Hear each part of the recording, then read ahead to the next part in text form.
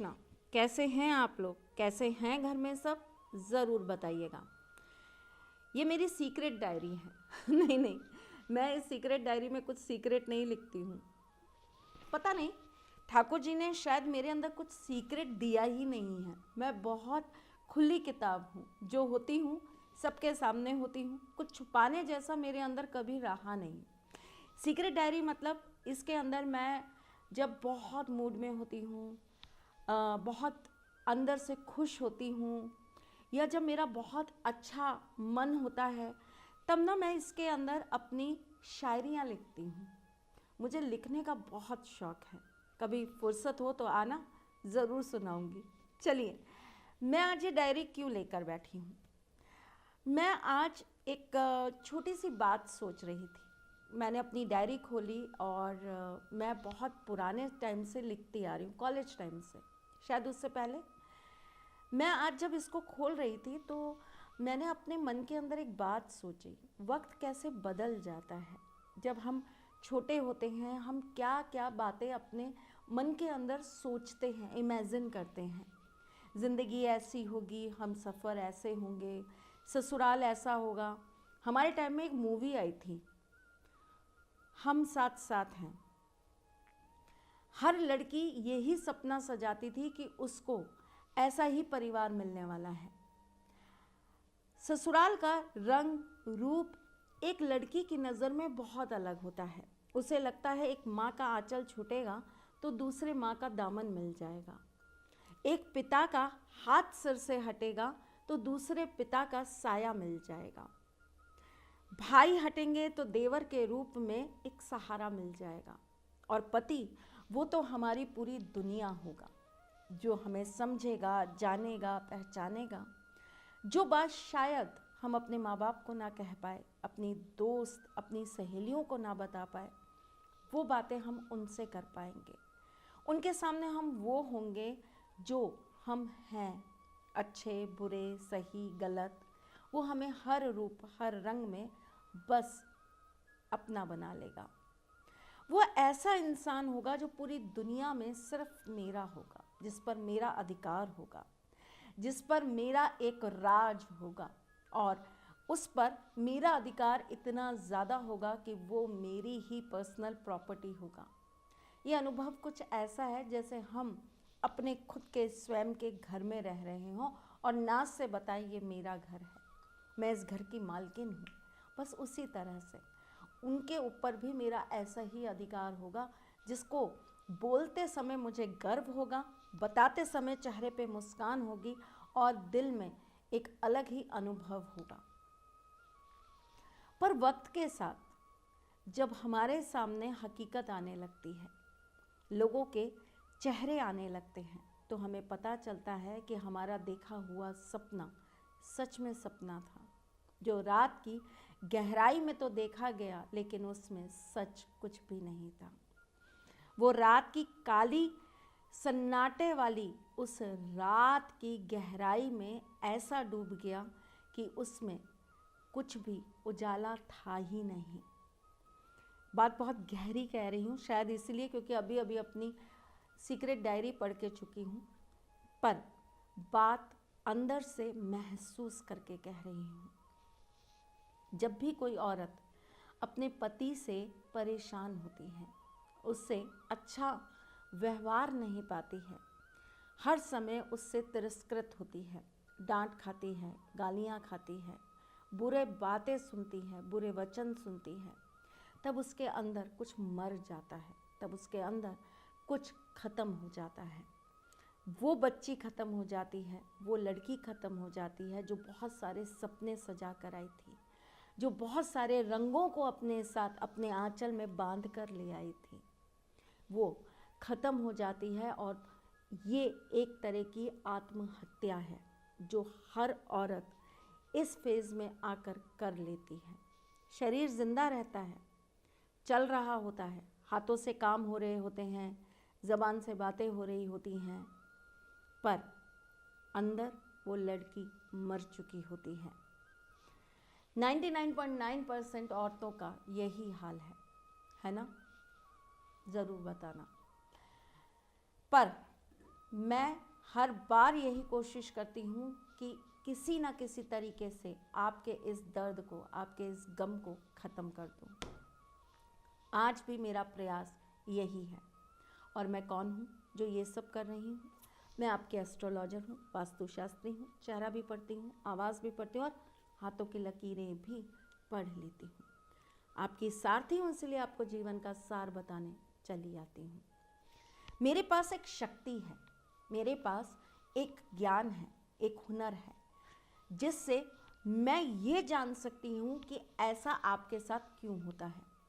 कोई मैजिक नहीं है, कोई चमत्कार नहीं है, ना ही मैं कोई आपके दिमाग को पढ़ पा रही हूँ, ना, मैं सिर्फ गणना कर पाती हूँ। उस हिसाब से मैं आपको बता सकती हूँ कि आपके साथ ऐसा क्यों हो रहा है। पति के बुरे व्यवहार होने के 3 कारण होते हैं। सबसे पहले आपका गुरु, दूसरा आपका मंगल और तीसरा आपकी कुंडली में बैठा हुआ आपका शुक्र। गुरु जो आपके वैवाहिक सुख का कारक है, जो आपको विवाह के बंधन में बांधता है, जो आपको आपके आत्मा के साथी के साथ मिलाता है। सोलमेट इंग्लिश में बोले तो, अंग्रेजी में सोलमेट और हिंदी में बोले तो आत्मा का साथी। आपकी आत्मा को दूसरी आत्मा से जो मिलाने का काम करता है, जो आपका साथी है जन्म जन्मांतर से, हमेशा से, उससे मिलाने का जो काम करता है वो कौन करता है? गुरु ग्रह करता है। क्यों? क्योंकि गुरु ज्ञान के कारक हैं, गुरु आत्मा के कारक हैं। मुझे इस बात पर एक और बात ध्यान आ गई। अब आप कहेंगे कि कहाँ की बात कहाँ पहुँचा दी, पर याद आ गई, बता दूं प्लीज़, पेट में दर्द हो जाएगा। 2012 की बात है, मैं एक सेमिनार में गई थी और वहाँ पर देश के जाने माने विद्वान ज्योतिषी आए थे। उनमें से एक थे जो अब नहीं रहे और हमारे देश में उनका बहुत नाम था, आपने भी सुना होगा, बेजान दारूवाला साहब। वो वहाँ पर मेरे साथ थे। चूँकि उस समय मेरी उम्र बहुत कम थी और लोग हमेशा मुझे मेरी उम्र से ही पहचानते हैं। हमेशा उनको यही लगता है कि ये क्या बताएंगी, इनके अंदर कहाँ ज्ञान आएगा। एक तो स्त्री, ऊपर से कम उम्र, तो आप खुद समझ सकती हैं एक औरत होके कि क्या क्या चीज़ें मैंने सुनी होंगी और सही होंगी। खैर, तो वहाँ पर एक और बहुत ज्ञानी इंसान बैठे थे, उनका नाम नहीं लूँगी पब्लिकली। उन्होंने सबके सामने कहा कि ये क्या बताएंगी, ये तो बस इधर उधर से पढ़ लिख कर आ जाते हैं और यहाँ आकर हमारी बराबरी करने की कोशिश करते हैं। मैं ना सच में अपने ठाकुर जी को बहुत मानती हूँ, ये मुझे बताने की ज़रूरत नहीं है, लेकिन यहाँ पर ये चीज़ मेरी उभर कर आती है। जब ये चीज़ होती है ना, तो मुझे पता लग जाता है कि हाँ, मैं अपने ठाकुर जी को सच में बहुत मानती हूँ। जब ये चीज़ हुई तो मैंने मुस्कुरा कर उनकी तरफ देखा और मैं फिर वापस से अपने काम पर लग गई। तब मेरी जगह बेजान दारू साहब ने बोला कि ये शरीर का ज्ञान नहीं है, ये आत्मा का ज्ञान है। इसकी उम्र पे मत जाओ, इसकी आत्मा को पढ़ने की कोशिश करो, तो तुम्हें पता चलेगा कि ये अंदर से कितने जन्म जन्मांतर से ज्ञान को लेकर आई है। उनकी बात सुनकर मेरी आंखों में आंसू भी आए और चमक भी आई कि वास्तव में असली ज्ञानी इसे कहते हैं। वो सच्चे ज्ञान को परख लेता है, ना कि उसके साथ अपना कंपटीशन करता है। Hats off. चलिए, अब मैंने ये बात क्यों कही? क्योंकि मेरे को आपको ये समझाना था कि गुरु ग्रह जो होते हैं वो आपकी आत्मा से जुड़े होते हैं। और यहाँ पर जब हम अपने किसी सोलमेट से मिलते हैं या हमारे जब किसी के साथ गठबंधन बांधा जाता है, तब हमारा ये गुरु ग्रह ही हमें हमारे जन्म जन्मांतर के साथी के साथ जोड़ने का कार्य करते हैं। अच्छे होंगे तो आपको सही इंसान से मिला देंगे जो आपके लिए ठीक होंगे। जिसकी आत्मा आपकी आत्मा से मिलेगी तो आपको सुकून मिलेगा। जिनके साथ जुड़ने से आपकी वृद्धि होगी, आपकी तरक्की होगी।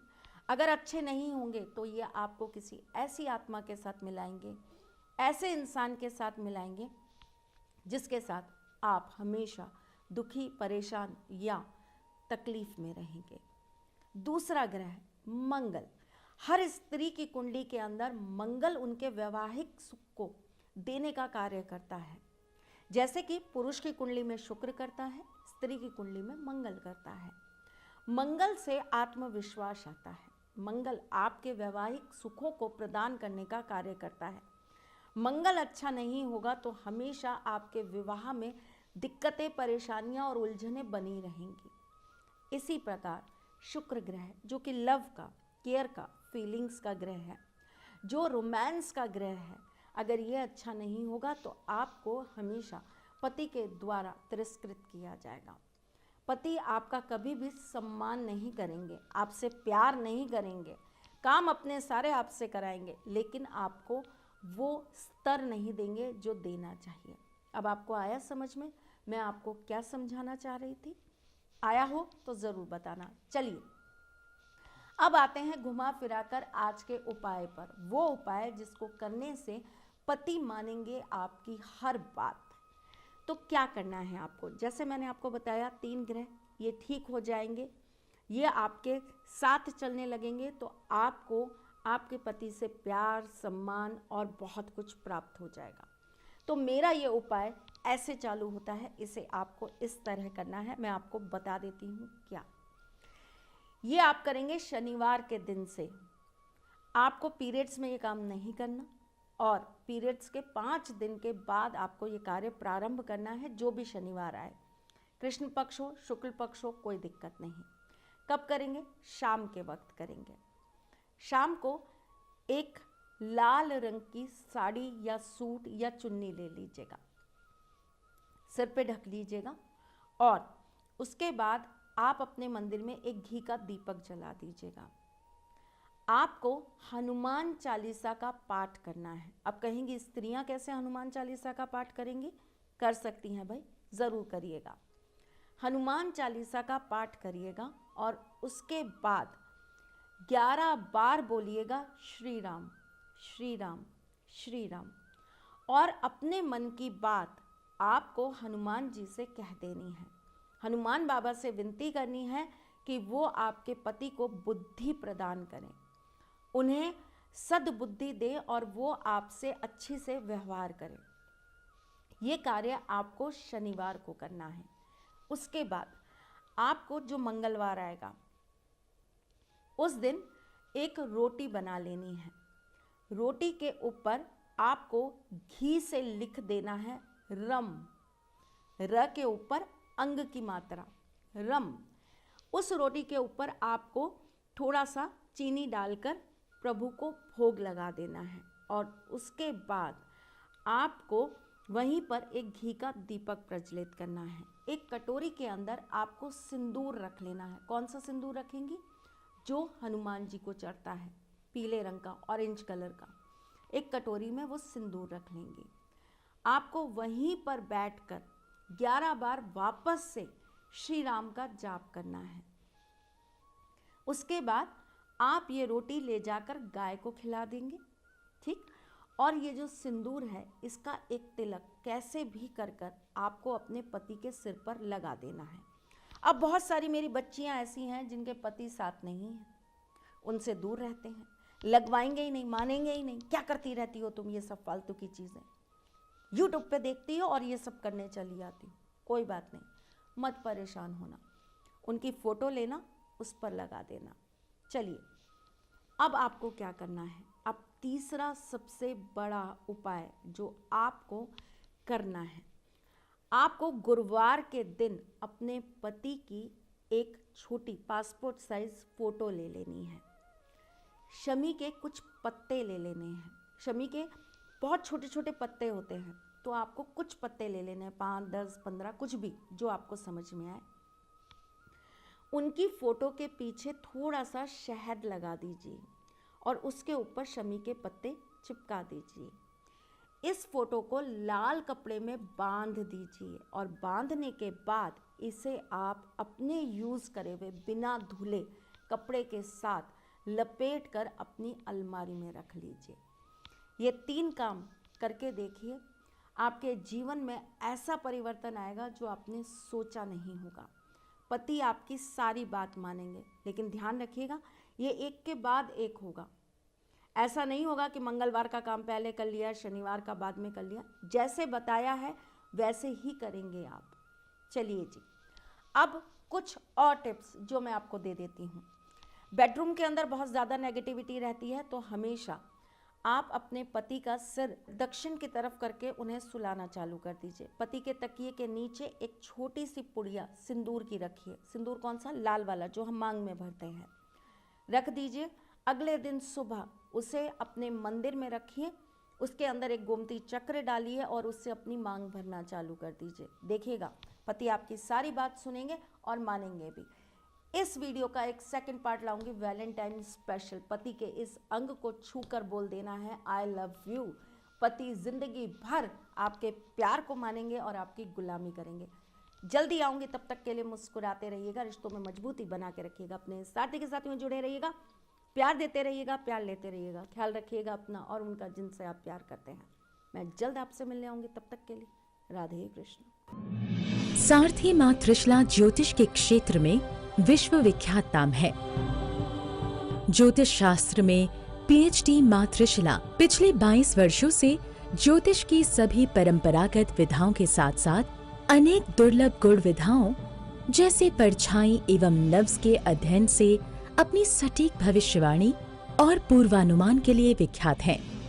अपने उपायों द्वारा लाखों लोगों का जीवन संवार चुकी मां त्रिशला लगातार 2016 से ज्योतिष विभूषण अवार्ड प्राप्त कर रही हैं। साल 2018 में उन्हें उत्तराखंड के मुख्यमंत्री त्रिवेंद्र सिंह रावत ने ज्योतिष विभूषण अवार्ड से सम्मानित किया था और साल 2016 में उन्हें राजस्थान में बेस्ट एस्ट्रोलॉजर के अवार्ड से नवाजा जा चुका है।